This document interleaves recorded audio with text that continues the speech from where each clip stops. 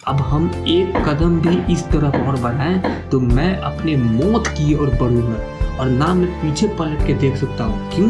क्योंकि पीछे तुम समाज को बता चुके हो कि तुम ये कर रहे हैं, वो कर रहे हैं, ऐसे कर रहे हैं, वो कर रहे हैं, और समाज पीछे देख रहा है कि क्या तुम कर रहे हो। वो टॉन्ट मारने के लिए, वो मजे लेने के लिए तैयार है। वो बस ये देखना चाहती है कि कैसे तुम अपने जर्नी में गिर जाओ, कैसे तुमको तुम्हारे जर्नी से भटका दिया जाए। ये समाज का काम है। दोस्तों, टॉपिक तो तुम लोग समझ ही गए होंगे।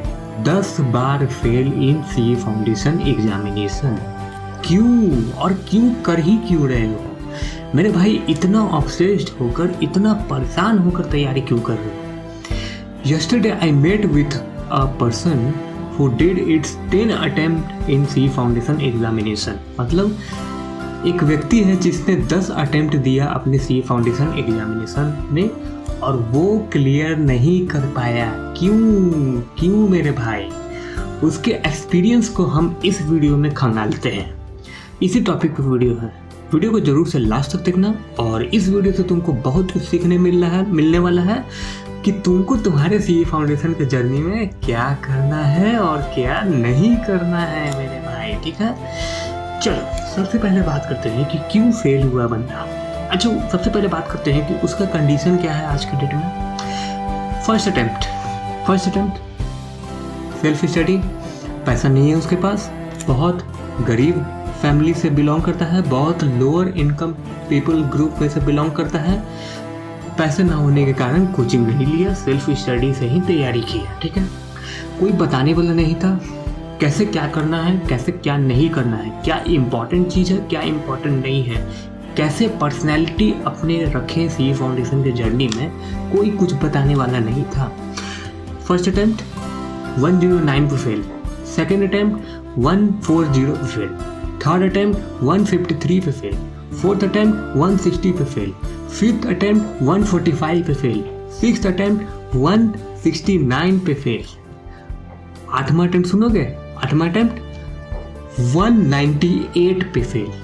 जी, 2 नंबर। बंदे 2 नंबर से फेल हो रहे हैं तो बंदे 1 नंबर से फेल हो रहे हैं। सर्टिफाई के लिए दिया जाता है, कॉपी के इंस्पेक्शन के लिए, तो वहाँ पे कारण भी दिखा दिया जाता है कि बच्चे का ही गलती है और उसने ही अच्छे से प्रॉपर एग्जामिनेशन नहीं दिया मेरे भाई। एक स्टूडेंट जो 198 पे फेल हो रहा है, जरा सोच कर देखो उस बंदे का माइंडसेट क्या होगा, किस ट्रॉमा से वो जी रहा होगा, किस कंडीशन से जी रहा होगा। और मैं आपको उसका आज का कंडीशन बता देता हूँ। फैमिली बैकग्राउंड तो पुअर था ही हमेशा से। आज के डेट में वो पिछले 6 महीने से डिप्रेशन से गुजर रहा है। पिछले 6 महीने से डिप्रेशन से गुजर रहा है। कोई दोस्ती नहीं, कोई यारी नहीं, कोई गर्लफ्रेंड नहीं, कोई उसको पूछने वाला नहीं है। किसी का एक फोन नहीं आया रिजल्ट आने के बाद, कोई भी अटेम्प्ट का कोई पूछने वाला नहीं है। जो दोस्त उसके साथ रहता था आज के डेट में वो उसके साथ है ही नहीं। वेरी क्लियरली बता रहे हैं। ऐसा ही कुछ मेरे जर्नी के साथ हुआ था।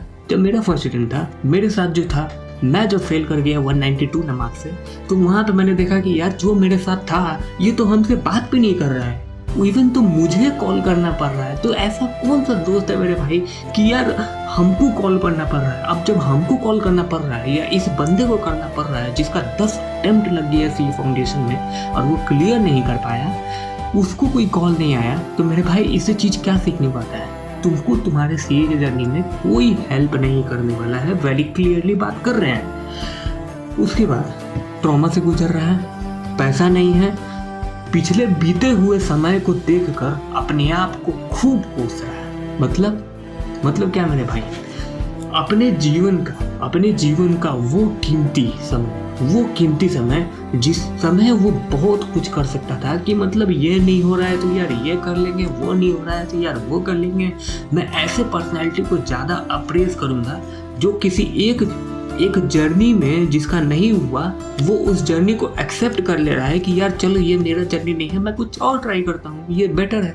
मैं इस चीज़ों के खिलाफ हूँ। मैं इतने एक्सपीरियंस देखने के बाद, लोगों का ट्रॉमा सुनने के बाद, लोगों का एक ऐसा सच्चाई सुनने के बाद कि भाई बिहाइंड द सीन क्या चलता है जब एक बंदा कई प्रयास करने के बाद नहीं निकल पाता है, जब एक बंदा स्ट्रगलिंग फेज में रहता है, तो वो बंदे का माइंडसेट क्या होता है ड्यूरिंग इट्स स्ट्रगलिंग फेज, मतलब उसके स्ट्रगल के समय वो क्या फील करता है, क्या महसूस करता है, मैं वो बहुत अच्छे तरीके से आज की डेट में समझ पा रहा हूँ। और तुम में से कई लोग ऐसे होंगे, जरूर होगे, तुम नकार नहीं सकते हो कि तुम नहीं होगे, तुम में से जरूर कोई ना कोई होगा जिसका 4 अटेम्प्ट, 5 अटेम्प्ट, 6 अटेम्प्ट कोई होगा जो अपने दिसंबर 23 का 8वां अटेम्प्ट देगा होगा।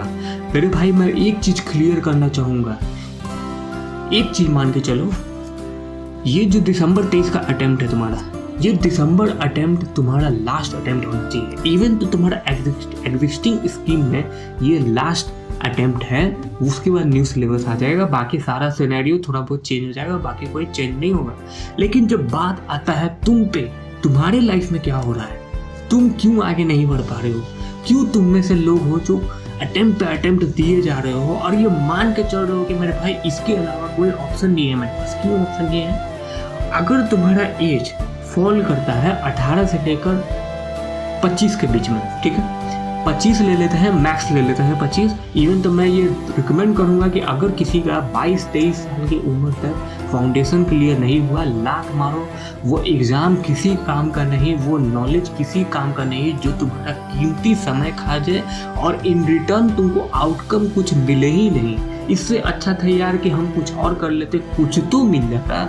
वो होता है ना कि कुछ चीज़ों में ये कॉन्सेप्ट बेटर होता है कि something is better than nothing. मतलब अगर आप ऐसे प्रयास कर रहे हैं जिसमें आप अपना सब कुछ झोंक दिए और सब कुछ झोंकने के बाद भी कुछ नहीं हो रहा है, तो वहाँ पे हम लोगों को क्या करना चाहिए? वहाँ पे हम लोगों को सीधी सी बात है, एक्सेप्ट कर लेना चाहिए कि मेरे भाई ये चीज़ मेरे लिए नहीं है, अब हम एक कदम भी इस तरफ और बढ़ाएं तो मैं अपनी मौत की ओर बढ़ूंगा और ना मैं पीछे पलट के देख सकता हूँ। क्यों?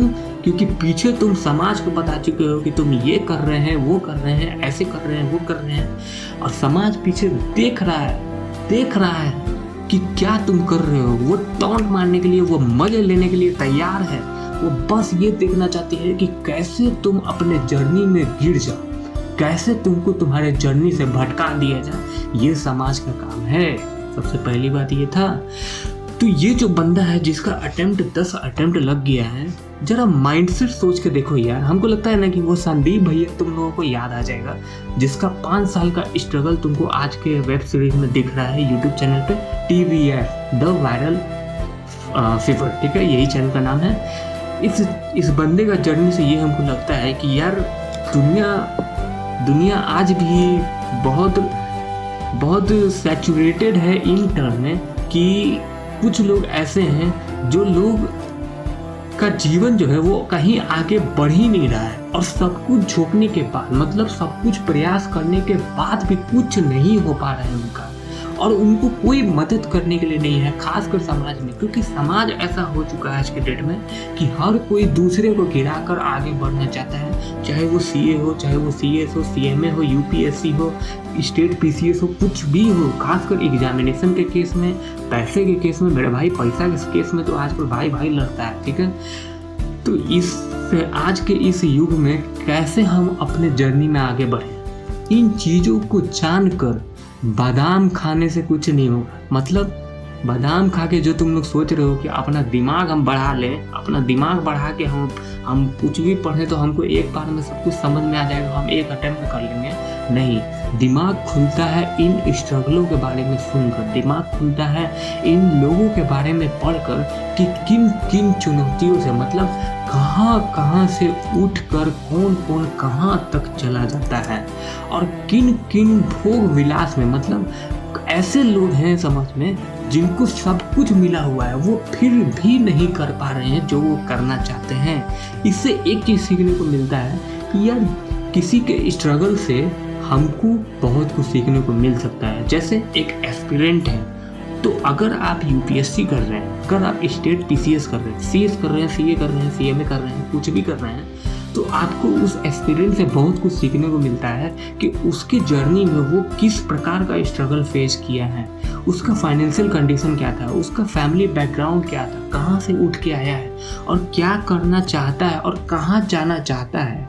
इन सभी चीज़ों के बारे में जब आप किसी व्यक्ति के बारे में पढ़ेंगे तो हमको लगता है कि यार तुमको किसी मोटिवेशन का ज़रूरत है ही नहीं। वो जो स्ट्रगलिंग फेज है वो तुम्हारे अंदर यहाँ चिंगारी डाल देगा, यहाँ चिंगारी डाल देगा कि मेरे भाई बहुत कुछ करना अभी बाकी है और हम क्या कर रहे हैं। मेरे भाई इस जर्नी से तुम आज भी समझो, अपने इस सीई फाउंडेशन दिसंबर 23 के अटेम्प्ट को लास्ट अटेम्प्ट बनाना। अगर तुम्हारा 6, 7, 8 अटेम्प्ट होता है छोड़ देना। वो सीए का डिग्री कुछ नहीं देगा तुमको, लिख के दे रहे हैं। एक सीए आज के डेट में 20,000 भी कमा रहा है, ये सच्चाई है। और एक सीए ऐसा भी है जो 70 लाख 80 लाख साल का कमा रहा है। जरा सोच के देखो, डिफरेंस सिर्फ यही है कि नॉलेज का डिफरेंस है, एक्सपीरियंस का डिफरेंस है। जो लोग आज के डेट में भोग विलास में है ना, जो माता पिता के होता है ना हार्ड अर्न मनी पे ऐश कर रहे हैं, क्लासेस ले रहे हैं, कोचिंग कर रहे हैं, टेस्ट ले रहे हैं, रिवीजन कर रहे हैं, फिर भी उनका इस सीए के जर्नी में क्लियर नहीं हो रहा है।